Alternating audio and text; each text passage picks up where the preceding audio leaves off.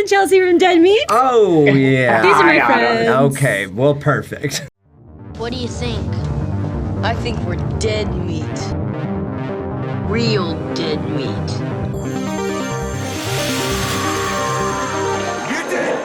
Go ahead and laugh, you guys.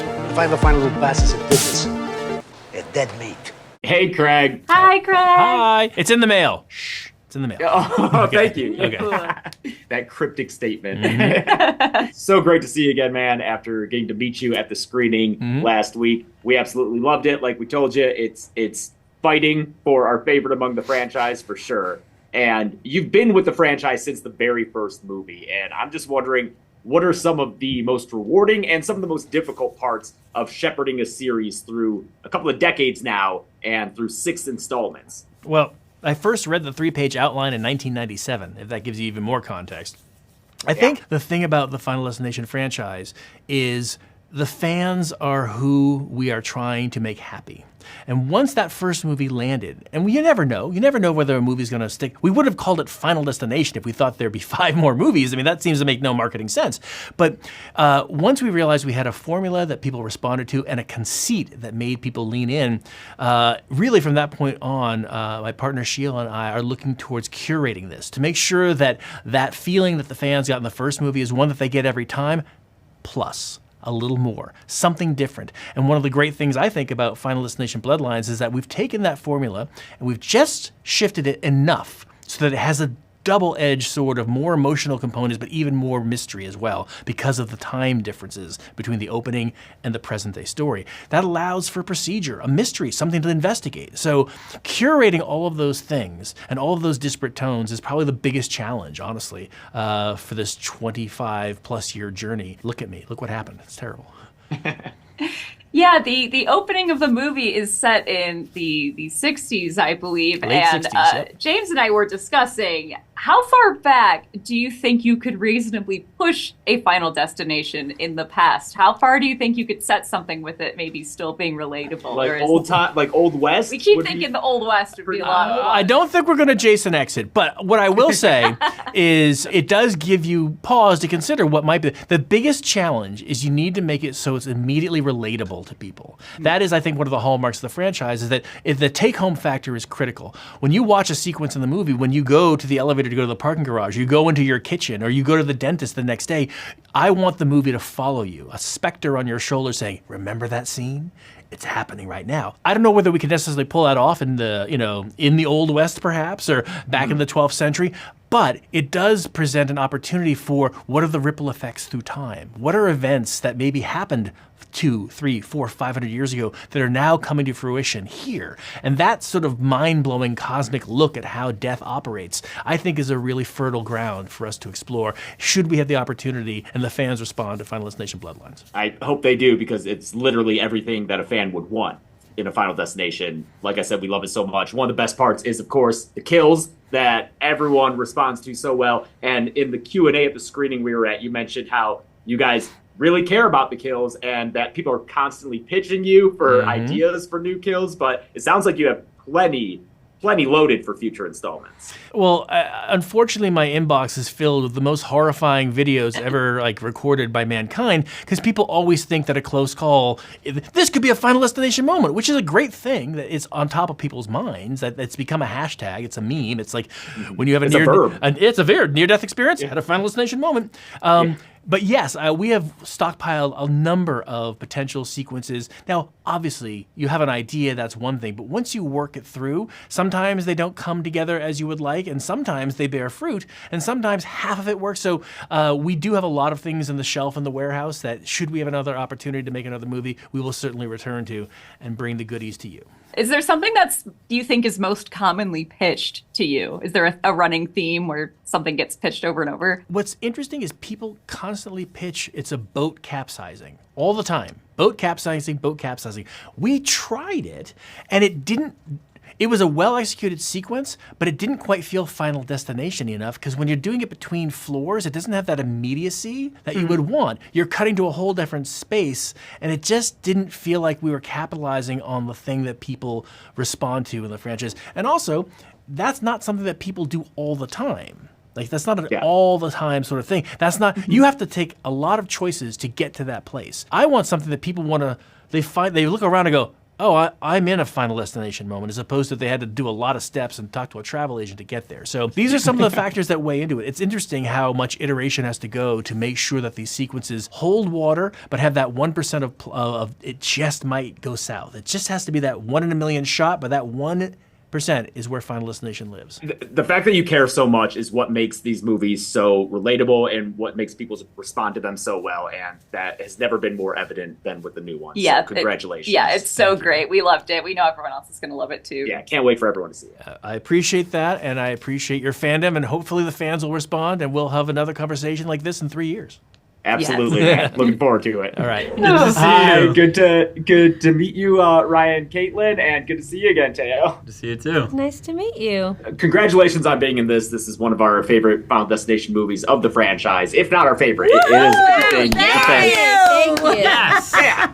And you guys lead the cast with playing the family members together. And I guess first off, I'm wondering, what was your experience with the franchise before this? Were you fans? Did you have to watch all the movies ahead of time, or did you just kind of ignore them and treat this as its own project as an actor? Yeah, I was a huge fan growing up. I watched them all with my childhood friend, and then I rewatched them all before we came to shoot this one. I had never seen any of them. So I got this and realized I should watch them all so I know the world I'm diving into. I was a huge fan, like such a huge fan. The first time I was introduced to the franchise was this YouTube channel, Pretty Much It. They have a YouTube video where, they watch movies, and they have a specific YouTube video where they watched all of the Final Destination movies. And I watched that, and I was like, this looks cool. So then I watched all the movies myself. And now I'm a huge fan. So you've seen them all recently-ish. I have to wonder if there's one kill from any of them that really stuck with any of you. I mean, they're all pretty gruesome. We keep circling around a bunch that I mean, nobody can't, you have to say the logging truck. Yeah. Of course, yeah. That one's horrible, and it sticks with everybody. My favorite is the gymnastics sequence. And I say sequence because the build-up leading into it is horrible. I really love from the first movie, the one where the house explodes and she like falls over the knives. That one's cool. That's a good That's one. like, I don't think that's the first kill in that movie, but it feels like it's kind of like the first one that sets the stakes as high as it can be. You know, a house blows up. It's great. It's awesome. What's great though about this movie is that it's not just the kills, because in some of the earlier franchises, they really just lean into whatever about the characters. The kills are what you're all here to see. This one has those kills, and they're great to watch, but it also has a great cast of characters, and most of that is you guys in the familial element. And I understand that you actually got to rehearse, which is pretty rare nowadays, before going into production to kind of find those relationships and find those characters. Could you speak on that a little bit? We haven't talked about this yet. One of my favorite things from the rehearsals was they do this thing called silent takes. Where it's improv, but you just run the whole scene with no dialogue. You just look at each other and you go through the scene, and you just feel everything in it, which was so... I've never done anything like that in my life, and it was so cool.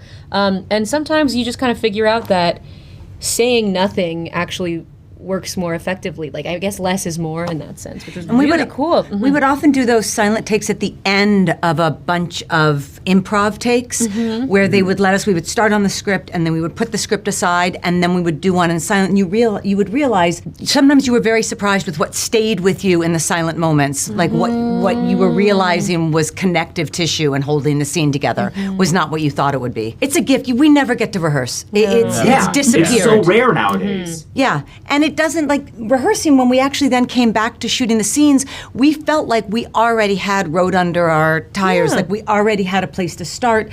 We didn't have to find things in the same way from the beginning. We were already midway through. Especially, it's such a gift. Yeah, the chemistry and the connection that we all have in this movie was really built during the rehearsal. Yeah. As opposed to, during filming. During your first day on set. So right when we started, it was just right away we had built such a strong bond and such a strong connection. And I think it shows. Hopefully. It definitely comes off on screen. Like, even from that first scene between the siblings in the car where you're talking about why you're back home and Teo's reaction, which is kind of like laughing but then sympathetic. It's great. It's what makes the movie so special and kind of like elevates it above what it could have been, which would still be really enjoyable. Yeah. That's exactly Thank you. how we feel. Is that by putting the family element into it, it elevates and deepens the story, the deaths, the running from death. Well, thank you so much. Yeah, Thank you so It's much. so good to meet you two. It was so good to see you two. Yeah, congrats, man. You're doing great. Thank you. Nice to meet you virtually. This is so cool. Yes. Yeah, so you opened this movie with one of the best disaster scenes of the franchise. It's amazing. It's fantastic. And I'd love to hear about the physical experience of shooting it. Did you have to do a lot of your own stunts? Did you have to do any specific training for all of that? I had a stunt double, but Adam and Zach were very much like anything I felt comfortable doing that was safe enough. They were like, go off, do it. I did have a couple stunt training days specifically for the last fall because I was like up 50 feet in the air and like, we can't do this for the first time on set because if you get scared, we're like, what are we gonna do? Yeah, I got to be around the practical fire. They allowed me to do more than I was expecting. And that fall, I'm assuming it was like a harness type thing Yeah. where you just Yeah. actually felt. That Yes. must have been so fun. It was really, it made my stomach drop every single time. I was like, oh, after the 5th time, I won't be scared anymore. No, I was still scared. You said you were there for the fire. Were you there for the burn suit? The like record. Yes. this oldest record-setting bird performer? burn. Yes, 71-year-old Yvette, yes, who broke the record. I was very much there. That's so awesome. I would have loved to see that stuff in person. It's crazy because it's not something you ever think you'll see, and I just assumed it would all be like vis effects, like post-production. And when they were starting to put this like fire ointment on all these people, I'm like, what's going on? They're like, no, we're actually setting them on fire. I just didn't think that was a real practical thing that we could even do, but it is. Yeah, your part of the movie takes place in I think the 50s, right? It's the 60s. Oh, early 60s? I think early 60s, yeah. Yeah. So did you do anything to kind of prepare for that, or did you watch anything to kind of set up how you should hold yourself, how you should be like speak, mannerisms? 100%. I spoke a lot with Adam and Zach and just talking about like a woman not being married and being pregnant, like what that conversation would look like in the 60s is very different than what it would look like now, which I think added a depth to Iris and her anxiety throughout, like leading up to the disaster. This is super specific, and while it's just a quick moment in the film, we were filming it for hours, but all of the dancing, I went back and watched a lot of old movies and old clips of people dance, because I wanted to do like period proper dance moves and so things like that. Do you remember what movies you maybe watched? I don't know. It was like little snippets of stuff, a lot of it in black and white still. Did you feel like there was maybe a kind of disconnect from the rest of the cast or crew? Because we saw a Q&A and they were all saying how curious they were about your side of the movie. I would love to hear your experience on the flip side of that, these two kind of separated worlds on. And we definitely talked about that when filming. We called it movie A and movie B. And I was in movie A, and it was like two completely separate movies. I didn't film with any of them. Fortunately, I would like run into them on set here and there, like Richard having to get tattoos every day. He was like always in the makeup trailer, so I got to yap with him a lot. I went to set a couple of days because I was so curious on how they were going to film some of the deaths. I was like, I just need to be there to experience it.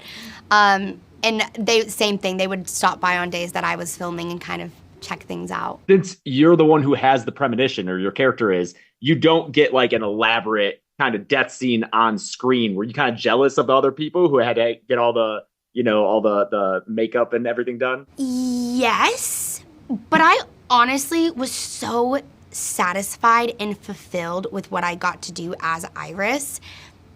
I love her. I'm biased, I know, but like she's the character I would have wanted to play. I just think she's so cool. And getting to kind of survive. She escapes and cheats death for years and years and decades after that premonition. Yeah, that's rare for this franchise for sure.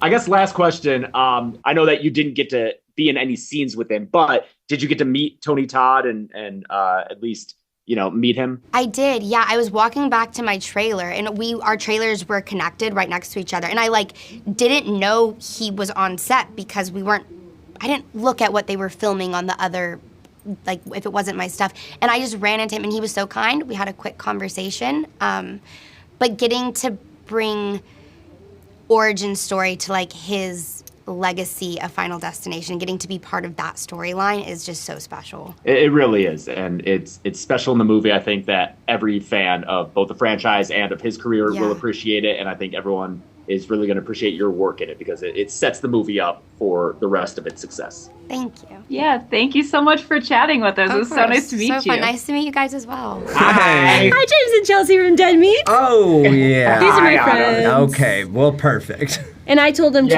really be ruthless. Yeah, yep. I gave them Political bad stories questions on both only. of you, Yeah. and they're going to be asking some really personal questions. Great. Perfect. You said that you guys are trouble. You said the cousins are trouble. So the cousins are trouble. Watch out. James and Chelsea did a really fun reaction to the trailer. When the full trailer came out, they watched the whole thing and made guesses. Oh, thank you and guys. That's so reacted to the whole cool. thing. I saw your video. It's really the thank directors you. were So sending you it were around. probably They were- horrified to think that we're like, okay, which character's dating who, and you guys are. So all what was it related. like for you guys making that trailer reaction? It was much better watching the movie and actually seeing the reality of it than just having to pull stuff out of our ass and guess what was going to happen. I like that this is more us asking you questions. I know that's that's a joke I was doing. That's what I was doing. This is the fun room. Yeah. We've been having fun today. Yeah. We've barely You're the been fun answering character. questions. Barely. Yeah, you're the fun characters in the movie. Like, we love all the characters, we love the movie, but you guys really bring a lot of hijinks, I would say. Thank you. Thanks. I'll take that as a That's compliment. a huge compliment. I said the only scene that I wish I could be in the movie is the one where you guys are in the hospital talking about the babies. I love Yeah. Like, I'm like, I love wish that. I could That's my favorite moment. I wish I could have been in that scene. It's so fun. I love that moment. I know that you guys, we've talked with others about the rehearsal process where you got to find the characters, find the relationships, which is unheard of that you got that opportunity to I'd develop say. this. Yeah. Was there anything that came out of those that wasn't scripted or wasn't initially part of the plan? Any relationships between two characters that happened from them? A lot. I mean, luckily when we started the process, like our directors were like put a huge emphasis on letting us play and have some fun and like be able to improv Yeah. and stuff. So They were like, don't be afraid to make mistakes, which is so Yeah. comforting, especially because as actors, after those improv rehearsals, do you guys remember when we were sitting around in the trailer and we were all like, someone was like, I'm always worried I'm going to get fired. And then we went around and everyone was like, yeah, I'm always worried I'm going to get fired on a job. Everyone Like, feels that way, yeah. Everyone felt that way. So, because improv's just so vulnerable. You're like, we're trying things that might not work. And so to have the directors be like, just go for it. the just baby try stuff. it. That's a good example. The baby stuff was a pretty heavy. There's tons of improv in moment. the movie. Yeah, I have several improv lines in the movie. Oh, the baby stuff in the hospital, that was kind of like improv? Yeah, I mean, obviously Yeah. we have a shooting schedule, so they go, there's a room full of babies here, but they kind of just go, go crazy, and they kind of give you an idea. It and was totally improv. Those babies were just there. They were on set. Yeah, for some they reason. happened to be just there. brought them Why don't we kill some babies? I don't know. Yeah, just grabbed one off the street, put it in there. Yeah. Easy solution to all of our problems. Kill a child. Okay. What's the next question? do you guys have like improv comedy background? I wish. I do not. No, but I do. I have a lot. I have a full Second City Conservatory. There you go. But I remember when I signed on, they were proud. talking about you guys, and they're like, everyone that we have is so good at improv comedy. So Richard's improv is legendary. I don't know about you. They didn't say anything about you. But Richard's improv comedy is legendary. The directors were saying stuff about it. Oh, yay. What's the line that you walk out after you find out? Is that why you always wanted to play catch? Yeah. Is that what you're talking Is that about? why you always want to play catch? Is that Jerry why? fucking Benbury? Yeah, Sorry. Without We had giving some anything fun on away, that that one. was such a great line. That's yeah. such a great. My favorite one was, is that why he always calls me Buckaroo? That's right. That's what you said. Yeah, didn't make the cut apparently. I haven't seen that scene yet. I've only seen the first half of the movie. Oh, you should see the rest. It's really good. I'm gonna see it at the Chinese theater. He keeps on talking about Monday. how he's going to be in the next one. I think I made it out alive. I think so. Yeah, dude, for sure. Things are looking up. Well, thanks so much for the time, guys. We love chatting with you. We'd love to chat more sometime. Hopefully we'll meet Please, yes. in person. Let's have Yeah. We'll have like a cousin barbecue or something. Yeah, barbecue. Nothing will go Oh, wrong. I don't think we'll come to that.